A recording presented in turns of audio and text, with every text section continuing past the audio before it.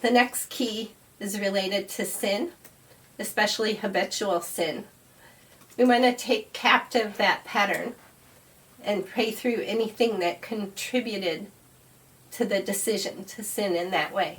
Why did they choose that? Or why did you choose that?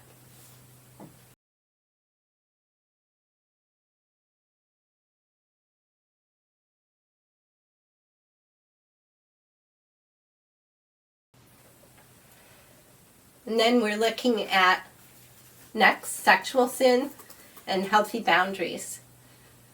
Again, you want to pray through anything that contributed to the decision to sin in that way. And then if there has been some kind of unholy bond, you want to ask God to break it, restore what was lost, and take away anything that came that was not of Him. We also, of course, are repenting for our choice to sin, which means turning around and going the other way, which is part of why praying through whatever contributed to that decision is important.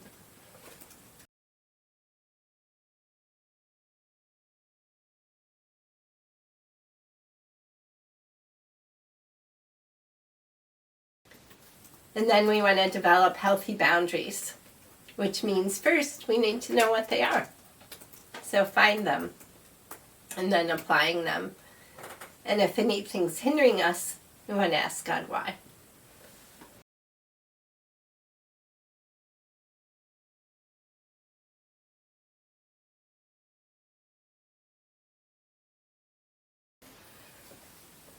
The next thing we'll look at is forgiving others and forgiving ourselves.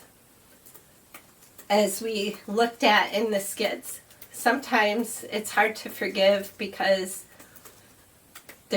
we're afraid that either it's going to make it right or it means they can do it again or something like that. So we want to first find and cast out any evil, and then ask if we're ready to fully release it to God. Releasing it means into God's care. It doesn't mean it was right. It doesn't mean we are necessarily going to be reconciled, but it means we give God the offense. So if there's anything that's hard to release, we want to work through those root issues because we're not built to carry those things. It's destructive to us. And then as part of that, and sort of a test of whether or not we've forgiven, we want to receive the person. That doesn't mean receiving the sin, but receiving them as someone created in the image of God that we want to bless, that we want good things for, that we want them to choose to follow in God's ways. We want them to be released of things that are unhealthy in their lives. We're not looking for punishment or retribution.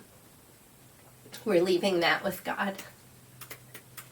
And Scripture talks about the need to forgive from the heart. So that means it's possible.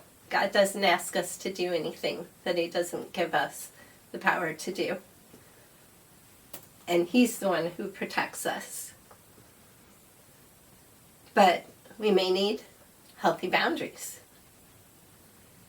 Also, sometimes with forgiveness, we're looking at forgiving someone from the past, but that doesn't mean they might not do more things in the future that would also need to be forgiven.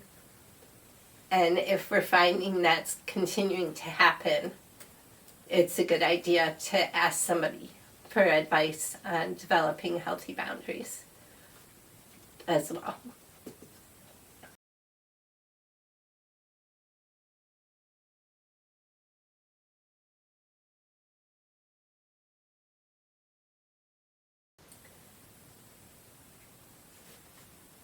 The next one, replacing counterfeit desires.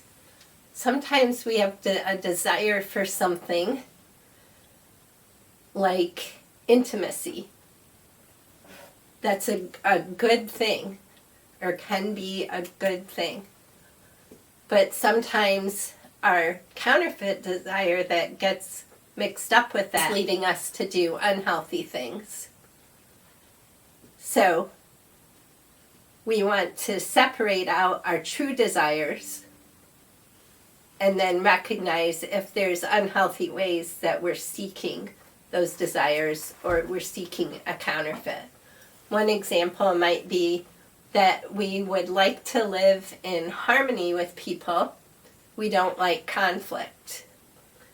But if that just means that we're not really saying what we want or need, and we're people-pleasing, then that's not healthy.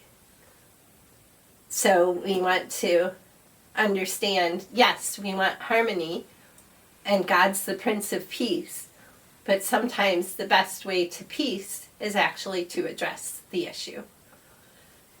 So that would be one example. There are many counterfeit desires. So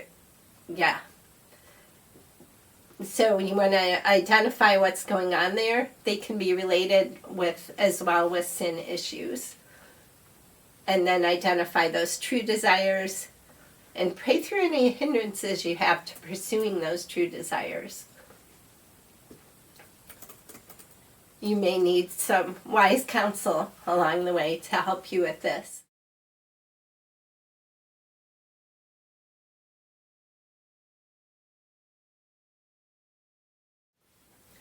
Related to that is developing healthy patterns.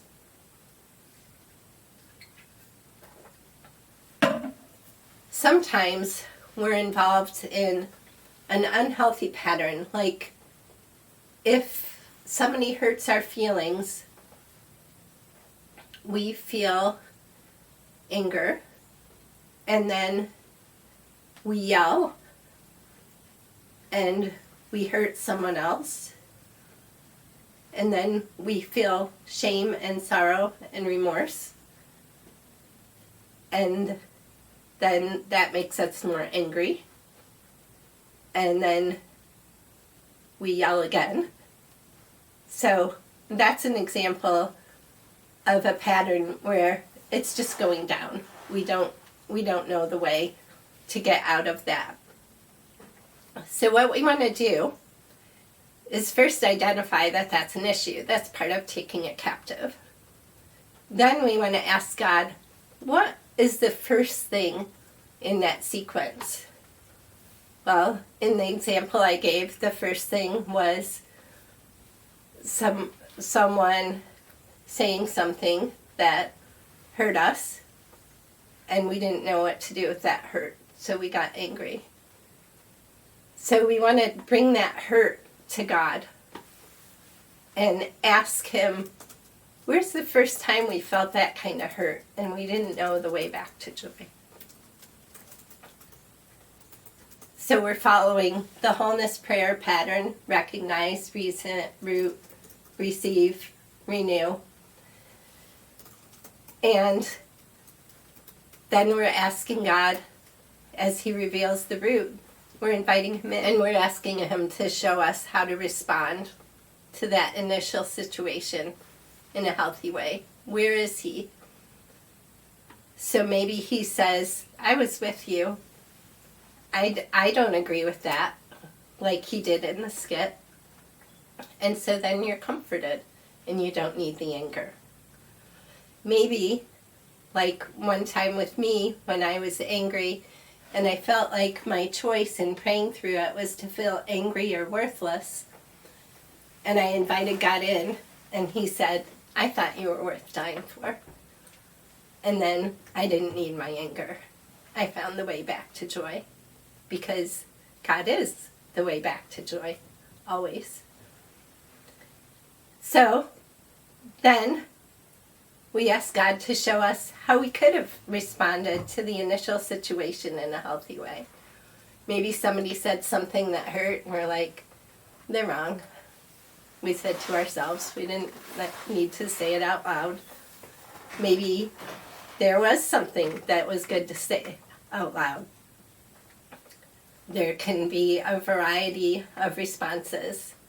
But what we want to do is understand and learn to apply a new healthy pattern. So that's the end of this section on basic keys. And again, there are more basic keys in the book, both the simplified version and also in Becoming Whole and in the Discovery Bible Studies.